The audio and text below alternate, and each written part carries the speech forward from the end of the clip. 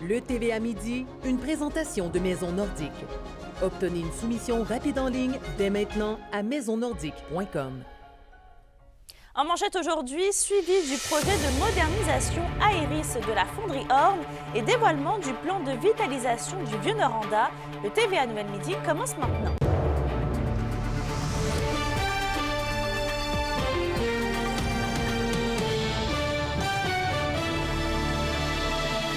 Bonjour tout le monde et merci de nous avoir choisis. À Rouyn-Noranda, le projet de modernisation de la fonderie Orne Aéris qui devrait à terme permettre de baisser significativement les rejets polluants dans l'air de l'usine continue d'avancer.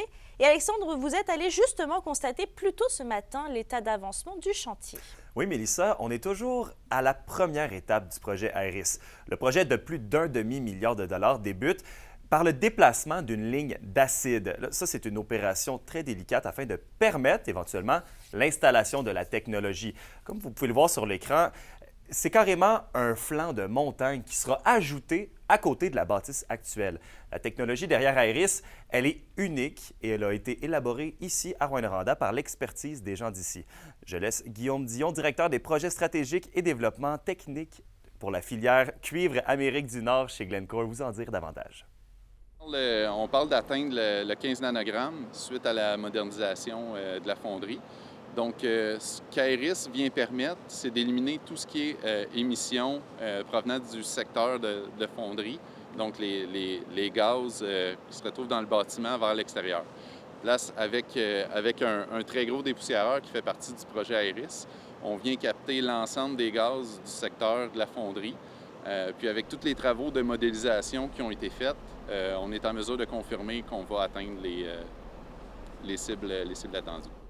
Et avec l'avancement du projet, Alexandre, qu'est-ce qui permet à ce stade-ci à la fonderie de croire qu'elle pourra réellement diminuer ses émissions de métaux lourds dans l'air? Eh bien, c'est l'efficacité du projet pilote Velox qui a été un véritable succès. Lui qui vise spécifiquement à moderniser les convertisseurs. On vient vraiment reproduire à plus grande échelle cette manière-là d'enfermer les gaz et de les traiter sans qu'il y ait vraiment pratiquement aucune fuite. Il faut dire aussi que ce n'est pas le seul grand projet qui mijote à la fonderie. Plusieurs autres améliorations d'envergure auront lieu dans les prochaines années. C'est un véritable coup de barre pour la fonderie de Rouyn-Noranda. La productivité là-bas semble aller de bon train, selon les dires de l'entreprise. Eh bien, désormais, on s'attarde à mettre à niveau tout ce qui entoure le projet de modernisation. Fil conducteur du projet Aéris, projet de modernisation, c'est vraiment pour la réduction des émissions. Donc, au terme de la modernisation, l'objectif, c'est pas d'augmenter la cadence de production ou quoi que ce soit. Le but du projet, c'est vraiment la réduction des émissions. Maintenant, en installant ce nouveau procédé-là, on ne veut pas venir limiter le potentiel de la fonderie, mais ce n'est pas au travers du projet Aéris qu'on peut venir augmenter la production. Je vous reviens au TVA 18h ce soir avec un résumé complet de ma visite de ce matin, notamment sur la collaboration entre les différents acteurs locaux pour la réalisation du projet. Ça ne pas manquer. Merci Alexandre. Au plaisir. D'ailleurs, toujours dans le même dossier, le comité du Vieux-Noranda dévoile aujourd'hui un plan de vitalisation du quartier. Réparti sur 3 axes, ce plan comporte notamment des projets pour attirer les commerces et inciter les citoyens qui se trouvent dans la zone tampon près de la fonderie Orne à demeurer dans le quartier lorsqu'ils devront se relocaliser. Une rencontre citoyenne est d'ailleurs prévue à 18h30 ce soir au centre de congrès pour que le comité puisse présenter son plan à la population. Un autre axe concerne davantage les préoccupations environnementales, toute la question du verdissement. On parle même de décontamination de rues, de ruelles, mais on pense aussi aux îlots de chaleur. Tout ce qu'on peut faire pour verdir le quartier, verdir par les murs, les banquettes de trottoirs, des choses comme ça. Ça aussi, ce sont plusieurs initiatives, surtout dans lesquelles les citoyens peuvent aussi s'impliquer puis contribuer dans ça. Et c'est aujourd'hui que se clôturent les 12 jours d'action contre la violence faite aux femmes. Et pour l'occasion, une marche des Alliés a actuellement lieu au centre-ville d'Amos pour rendre hommage aux 14 femmes assassinées à Polytechnique de Montréal le 6 décembre 1989. Il y a 34 ans maintenant, jour pour jour. Toute la population est invitée à y participer et une survivante va également être sur place pour prendre la parole. Les villes de Rouyn-Noranda et Val-d'Or annoncent leur horaire de gratuité de stationnement durant le temps des fêtes. D'abord à Rouyn-Noranda, du 11 au 31 décembre, les stationnements contrôlés par parcomètre et horodateurs sont gratuits du lundi au vendredi et ce à partir de 16h et gratuits ensuite tous les samedis. Les stationnements seront aussi gratuits les jours fériés, soit les 25-26 décembre ainsi que le 1er mais aussi le 2 janvier.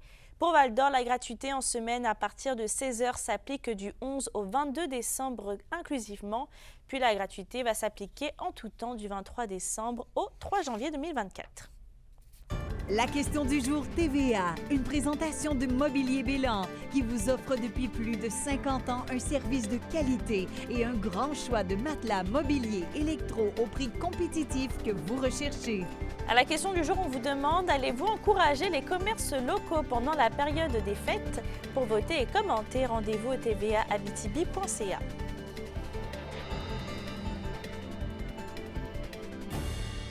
Sur un autre sujet maintenant, en hausse significative dans les dernières années, les expulsions de locataires donnent du fil à retordre aux huissiers de justice. Mais au vu de la situation, sont-ils toujours en mesure de maintenir opérationnel l'appareil de justice? Les réponses avec Anthony Dallaire. Il faut être en forme. On mange bien, on est en forme, on fait face à la réalité, puis on fait ce qu'on a à faire, mais on le fait pour les bonnes raisons. La passion du métier camoufle bien la lourdeur de la tâche. Depuis 1 an ou 2, j'ai à faire intervenir les policiers beaucoup plus souvent qu'auparavant. Les chiffres ne mentent pas. Selon les données récoltées chez 3 des 4 bureaux de huissiers de justice de la région, de 2013 à 2017, ce sont environ une vingtaine de dossiers d'expulsion qui ont été ouverts en Abitibi-Témiscamingue et dans le nord du Québec par année. Depuis 2018, les compteurs ne dérougissent pas et atteignent des sommets, même que depuis les 2 dernières années, on chiffre le nombre de dossiers d'expulsion ouverts à près d'une centaine par année. Un dossier d'expulsion ouvert se termine très majoritairement avec une personne à la rue. On a tellement de volume de travail que c'est difficile de voir l'augmentation, de le constater, mais après avoir fait l'exercice, ça m'a un peu choqué de voir qu'il y en avait autant. On pointe du doigt l'inflation, l'augmentation du coût de la vie et des loyers. Bien qu'en ralentissement cette année, l'indice des prix de consommation a atteint des sommets entre les dates observées, soit 2021 et 2023.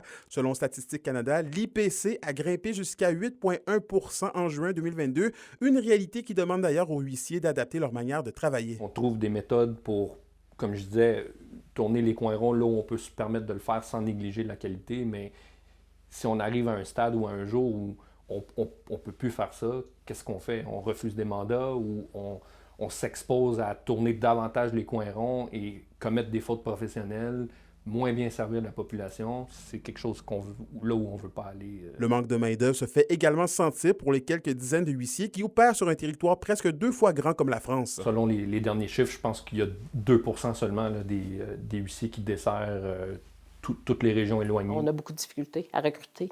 Malgré tout, il est hors de question pour José Fortin et ses collègues de mettre leur humanité de côté dans l'exécution de leur mandat. On travaille souvent dans l'optique d'aider les gens. Fait que ça nous est déjà arrivé de rentrer chez quelqu'un.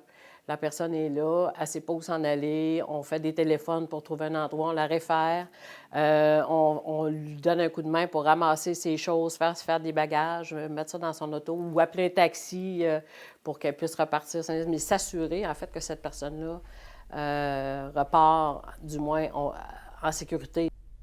Oui, comme présenté dans le reportage, bien qu'ils soient passionnés par leur métier, les huissiers de justice de la région sont tout de même, préoccupés par l'avenir de leur profession. Ils aimeraient donc que des incitatifs se soient mis de l'avant pour grossir le bassin des quelques 430 huissiers du Québec. Ceci étant dit, avec le nombre d'expulsions à la hausse, cela veut aussi dire plus de personnes sans logis et au cœur de la crise du logement. Est-ce que les citoyens de la région trouvent les ressources nécessaires pour aider à survivre à cette situation qui n'est pas évidente? Une question posée à l'Association des locataires de l'Abitibi-Témiscamingue, le CISAT et les différentes villes de la région, notamment Rouyn-Noranda et Mélissa. De leur côté, on doit faire des pieds et des mains pour adéquatement aider et prévenir les gens touchés par une expulsion ou une demande d'expulsion. Bref, je vous offre leur réponse dans un reportage complet présenté ce soir au bulletin de 17h58. Et on fera le suivi. Merci, Anthony. Au plaisir. Et c'est hier à Amos, devant une cinquantaine de personnes, qu'avait lieu le lancement du livre 365 jours de peine d'amour de l'Amossois Michael Bédard, qui est décédé dans un accident de la route en 2020. L'œuvre posthume coéditée par la mère de l'auteur raconte la démarche artistique à la suite d'un échec amoureux et nous plonge dans la tête de l'auteur durant une année complète avec humour et émotion. Les foreurs de Val-d'Or sont en action ce soir du côté de Victoriaville pour y affronter les Tigres. Le Vert et Or tentera de continuer sur leur bonne lancée et porter à 3 sa série de victoires. C'est toutefois contre une équipe qui crie vengeance que les hommes de Maxime Desruisseaux devront performer. On rappelle quand même que l'équipe valdorienne a eu le dessus 4-2 sur les Tigres samedi dernier, avec une victoire qui porterait à 21 leur nombre de points.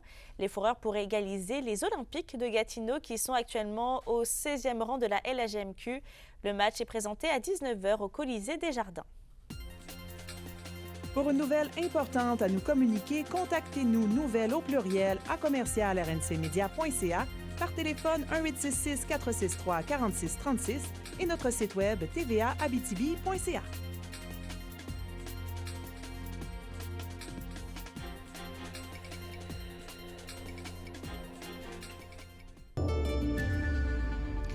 À la météo aujourd'hui, on va profiter de cette dernière journée de soleil avant l'arrivée malheureusement des nuages dans la région. Et côté température, il va faire un maximum entre moins 14 et moins 12 degrés avec quand même un beau refroidissement éolien qui va descendre à moins 23 selon les secteurs.